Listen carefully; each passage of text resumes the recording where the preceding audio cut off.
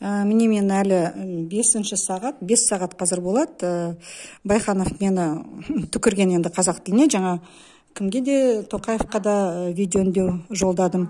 Мұнда Бекетаева Хадиша деген орысша сөйлейтін әкімнің орынбасары.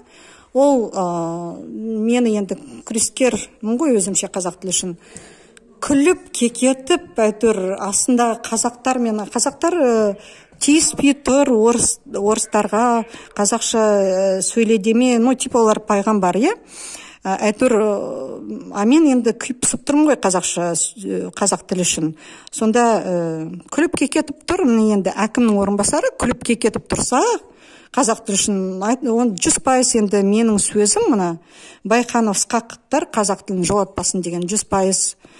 Соның дәлелдемесі Тоқаев мырза, мен ойлап тұрмын, бұл сіздің бұйрығыңыз деп.